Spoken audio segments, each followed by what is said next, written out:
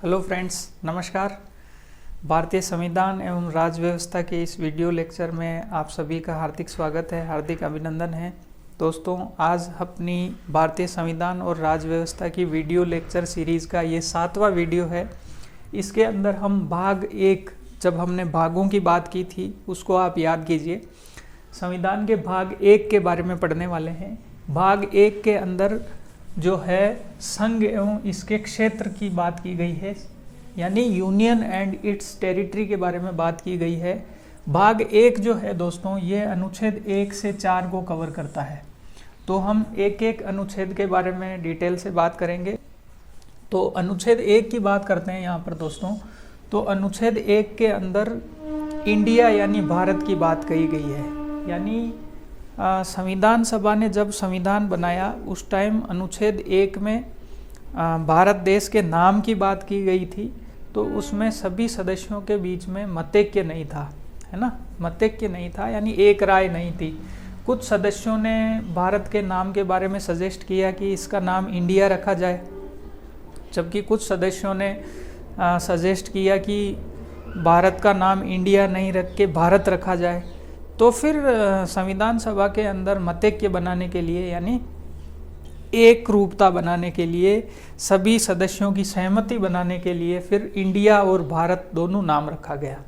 तो अनुच्छेद 1 में क्या नाम मिलता है अपने देश का? इंडिया यानी भारत। तो अगर इंडिया की बात की जाए तो वही भारत है, और भारत की बात की जाए तो वही इंडिया है। ठीक है, तो इसमें हमें कंफ्यूज नहीं होना चाहिए। ठीक है, इंडिया यानी भारत जो है वो अनुच्छेद 1 में प्रावधान किया गया है। फिर जो भारत यानी इंडिया जो है उसको राज्यों का संघ बताया गया है, यानी संघीय राज्य नहीं है। ठीक है, अपने यहाँ पे संघीय व्यवस्था को इनडायरेक्ट रूप से अपनाया गया है, लेकिन सीधा हमें संघीय राज्य जो है ये शब्द नहीं मिलता है, बल्कि राज्य जो है वो, भारत जो है वो राज्यों का संघ है। किस प्रकार से हम एक एग्जाम्पल से समझते हैं। सपोज ये आपका भारत है पूरा, इसके अंदर ये विभिन्न राज्य है। ठीक है, तो ये जो राज्य है इनका दो तरह से अर्थ है। एक तो इन राज्यों के बीच में किसी प्रकार का समझौता होकर के भारत का निर्माण नहीं हुआ है, ये जो भारत है। ठीक है, और ये है राज्य। मैं भारतीय जो व्यवस्था है उसके बारे में आपको समझाने का प्रयास कर रहा हूँ कि भारत किस प्रकार से राज्यों का संघ है, लेकिन संघीय राज्य नहीं है। संघीय राज्य का मतलब ये होता है कि बहुत सारे ये सारे राज्य हैं, जैसा कि अमेरिका में अपनाया गया है। ये सारे राज्य मिलके आपस में समझौता करके एक देश का निर्माण कर लेते हैं, है ना। अमेरिका में इस प्रकार की व्यवस्था की गई है कि सारे राज्यों ने मिलकर के समझौता करके एक देश बनाया जिसका नाम है यूएसए।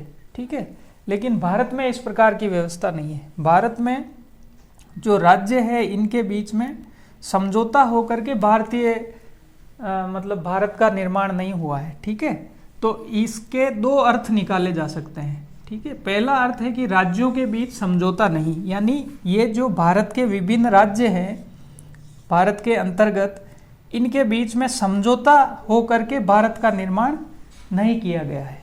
ठीक है, राज्यों में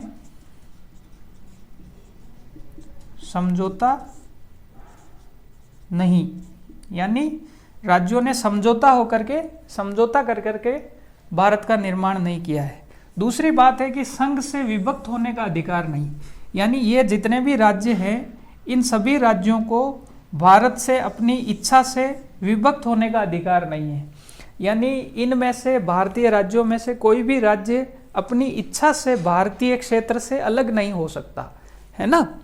जबकि अमेरिका में जो राज्य है उनको अपने आप में स्वतंत्रता है, अपने आप में वो नागरिकों को नागरिकता दे सकते हैं। ठीक है, तो वहाँ की प्रणाली अलग है, अपने यहाँ की प्रणाली अलग है। अपना भारत जो है वो संघीय राज्य नहीं है, बल्कि राज्यों का संघ है। मेरे ख्याल से आप इस चीज़ को समझ चुके हैं। तो ये अपने दिमाग में रखना चाहिए कि किस प्रकार से भारतीय राज्यों के अंदर समझौता होकर के भारत का निर्माण नहीं हुआ है, और दूसरी बात है संघ से विभक्त होने का इनको कोई अधिकार नहीं है। तो ये दो चीजें हैं वो महत्वपूर्ण भारतीय संघ के रूप में हमें याद रखनी चाहिए। ठीक है, फिर अनुच्छेद 1 जो बात करता है कि भारतीय क्षेत्र की 3 श्रेणियां हैं। आप अनुसूची को भी याद कीजिए, हमने अनुसूचियों के बारे में पढ़ा था, तो अनुसूची 1 में भी संघ एवं इसके राज्य क्षेत्र के बारे में बात की गई है।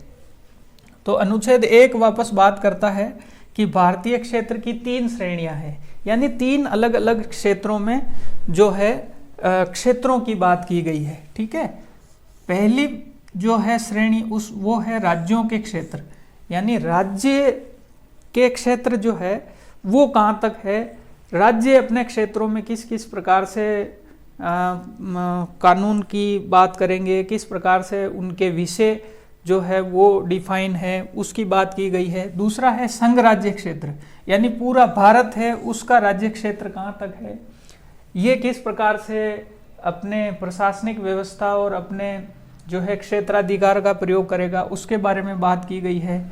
तीसरी बात की गई है भारत सरकार द्वारा अधिकृत किए जा सकने वाले जो क्षेत्र है, यानी फ्यूचर्स में के अंदर अगर भारत जो है किसी भी क्षेत्रों का अधिग्रहण करता है तो वो भी भारतीय क्षेत्र में शामिल किए जा सकेंगे। यानी राज्यों के क्षेत्र जो है वो हो गए, संघ राज्य क्षेत्र हो गया, और भारत सरकार द्वारा अधिकृत किए जा सकने वाले क्षेत्र, जैसे कि पहले भारत के अंदर गोवा, दमन दीव, दादरा नगर हवेली, पुडुचेरी और सिक्किम ये भारतीय क्षेत्र नहीं थे, ये विदेशों के पास थे। लेकिन कालांतर में भारत ने अलग अलग स्ट्रेटजी के माध्यम से इन सारे क्षेत्रों का अधिग्रहण भारत के अंदर किया। तो अनुसूची 1 जो है वो और भाग 1 का अनुच्छेद 1 बात करता है कि इंडिया यानी भारत, इसमें ये 3 प्रकार के क्षेत्र होंगे, यानी राज्यों के क्षेत्र होंगे, संघ राज्य क्षेत्र हो गए, और भारत सरकार द्वारा अधिकृत किए जाने वाले जितने भी क्षेत्र होंगे, क्योंकि भारत एक संप्रभु क्षेत्र है, एक संप्रभु राज्य है। ठीक है, तो भारत अपनी इच्छा से या किसी समझौते के माध्यम से या किन्हीं भी क्षेत्रों का अंतर्राष्ट्रीय समझौते के माध्यम से अपने अंदर अगर किसी क्षेत्र का अधिग्रहण करता है तो वह भी भारतीय क्षेत्र में शामिल होगा। ठीक है, मेरे ख्याल से आप समझ गए हैं अनुच्छेद 1 के बारे में। लेकिन इसके अपवाद की बात करें तो दोस्तों भाग 21 में ये व्यवस्था की गई है कि कुछ राज्य जो है वो पिछड़ापन है, उनके अंदर जनसंख्या बहुत ज़्यादा है, आर्थिक संसाधनों का अभाव है, वहाँ पे उद्योगीकरण विशेष रूप से नहीं हो पाया है, यानी उनकी इकोनॉमी थोड़ी वीक है, या फिर उनकी प्राकृतिक स्थिति है वो थोड़ी सी खराब है, इस वजह से वो अपना डेवलपमेंट पूरा नहीं कर पा रहे हैं। तो केंद्र सरकार उनको विशेष राज्य का दर्जा देती है ना। कुछ राज्य है जैसे तमिलनाडु है ना, आंध्र प्रदेश है, तेलंगाना है, ठीक है, जम्मू कश्मीर पहले था, तो अरुणाचल प्रदेश है, ऐसे राज्य है उनको विशेष राज्य का दर्जा दे, तो उनके लिए विशेष पैकेज जो है दिए जाते हैं। विशेष पैकेज इसलिए दिए जाते हैं क्योंकि वहाँ की भौगोलिक स्थिति, वहाँ की आर्थिक स्थिति, वहाँ की सामाजिक स्थिति अन्य देश से थोड़ी डिफरेंट है। वो सामाजिक, आर्थिक और विकास की दृष्टि से पिछड़े हुए हैं, तो उनको मुख्य धारा में, देश की मुख्य धारा में लाने के लिए, वहाँ का सतत विकास सुनिश्चित करने के लिए विशेष राज्य का दर्जा दिया जाता है। तो ये जो सारी चीज़ें थी वो दोस्तों हमने अनुच्छेद 1 के बारे में देखा है। आइए दोस्तों हम अनुच्छेद 2 के बारे में देखते हैं कि अनुच्छेद 2 के अंदर क्या प्रावधान किया गया है। अनुच्छेद 2 की बात की जाए तो दोस्तों अनुच्छेद 2 के अंदर भाग 1 के अनुच्छेद 2 के अंदर संसद को संघ में नए राज्यों के प्रवेश या स्थापना हेतु विधि बनाने का अधिकार है। यानी भारतीय संघ के बारे में अपन ने अभी बात की थी। भारतीय संघ के अंदर अगर नए राज्य का प्रवेश करना है, यानी नए राज्य का निर्माण करना है, या फिर अधिग्रहण के द्वारा आपने नया राज्य बनाया है, संसद ने नया राज्य बनाया है, तो उसको प्रवेश की शक्ति किसके पास होगी? उसके प्रवेश हेतु कानून बनाने की शक्ति किसके पास होगी? क्योंकि कोई भी काम होता है वो विधायिका के अंदर कानून बनाने के अलावा नहीं हो पाता है। तो नए राज्य की स्थापना या भारतीय संघ के अंदर उसको प्रवेश कराने की शक्ति किसके पास होगी? संसद के पास होगी, इसकी विधि बनाने की अधिकार की बात की जाए तो। जैसे ये भारतीय संघ है, भारतीय संघ में ये बहुत सारे राज्य हैं। ये सपोज भारत ने किसी बाहरी क्षेत्र का अधिग्रहण किया, बाहरी क्षेत्र का अधिग्रहण करके इसको भारत में शामिल करना है, ठीक है। भारत में अगर इसको शामिल करना है तो इस राज्य को खुद को अधिकार नहीं होगा, न ही इन राज्यों को अधिकार होगा कि वो इस राज्य को भारत में शामिल कर ले या भारत से निष्कासित कर दे। तो इसकी जो शक्ति है, इसका जो अधिकार है, वो दोस्तों किसके पास होगा? संसद के पास होगा। यानी संसद कानून बनाएगी और किसी भी बाहरी क्षेत्र को भारतीय संघ में शामिल कर लेगी, ठीक है। तो इसका अधिकार संसद के पास होगा। दूसरी व्यवस्था की बात करते हैं दोस्तों, तो संसद के पास ही अधिकार होगा कि वो वर्तमान राज्यों के क्षेत्र, सीमा या नाम में परिवर्तन कर सकती है ना। जैसे हम देखते हैं कि जो आंध्र प्रदेश है उससे विभक्त होकर तेलंगाना राज्य बनाया गया था, तो उनके आंध्र प्रदेश के राज्य के क्षेत्र का जो है वो सीमा का पुनर्निर्धारण किया गया था, ठीक है। तो इसके क्षेत्र और सीमा का पुनर्निर्धारण करके जो है तेलंगाना राज्य बनाया गया था। तो इसके लिए बाकायदा संसद द्वारा कानून बनाया गया था, ठीक है। और नाम में परिवर्तन भी अगर किसी राज्य में करना है तो उसके लिए संबंधित राज्य जो है रिकमेंडेशन केंद्र के पास भेजेगा और उसके बाद में जो है संसद उसके नाम में परिवर्तन के लिए जो है विधि बनाएगी। जैसे पहले जो है उड़ीसा है, उड़ीसा का नाम पहले उड़ीसा था, उसका बाद में बदलकर ओडिशा किया गया, ठीक है। तो ये शक्ति किसके पास होगी? संसद के पास होगी, ठीक है।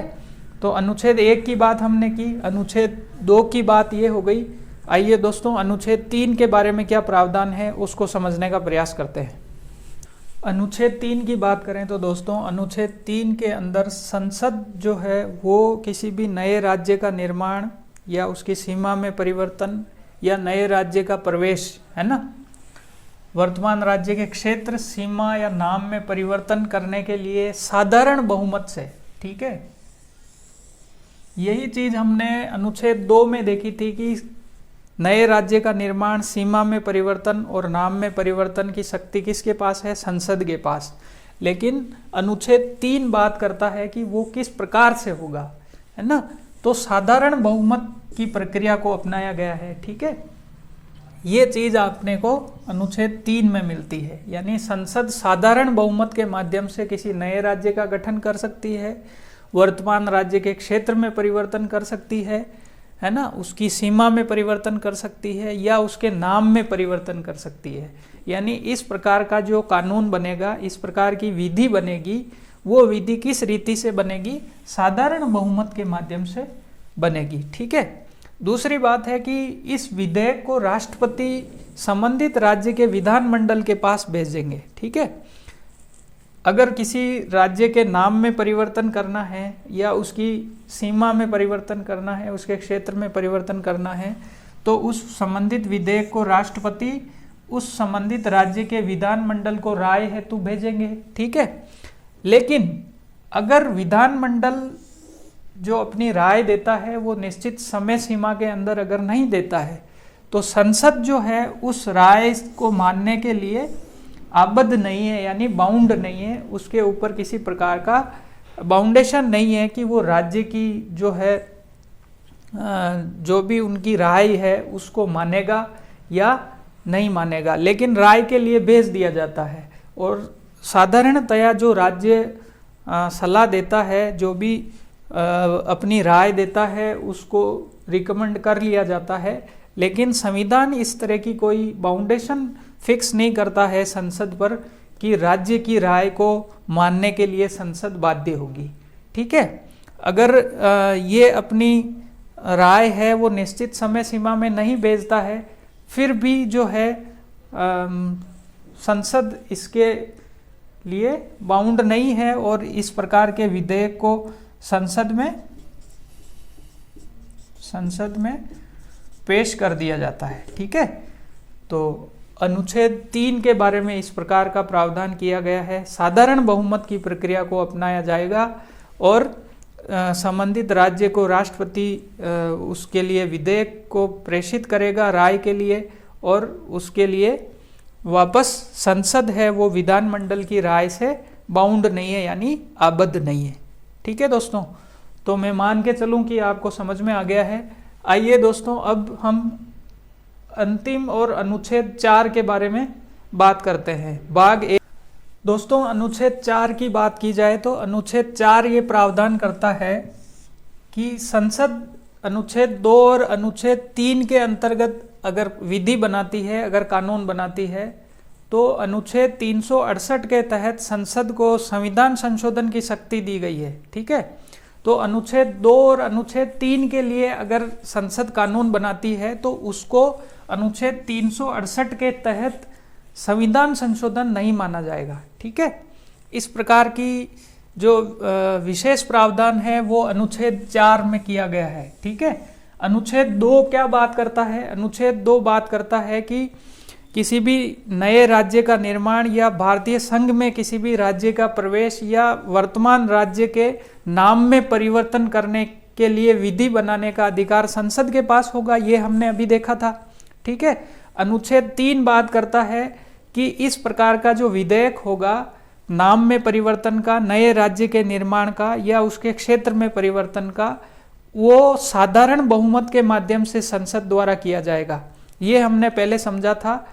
लेकिन अनुच्छेद 4 बात करता है कि अनुच्छेद 2 और अनुच्छेद 3 के काम के लिए अगर संसद जो है वो संविधान के अंदर संशोधन करती है, नया एक्ट लेके आती है और उस एक्ट के माध्यम से संविधान में संशोधन करके नए राज्य का निर्माण किया जाता है, वर्तमान राज्य के क्षेत्र में परिवर्तन किया जाता है या फिर उस राज्य के नाम में परिवर्तन किया जाता है, उसके नाम को चेंज किया जाता है।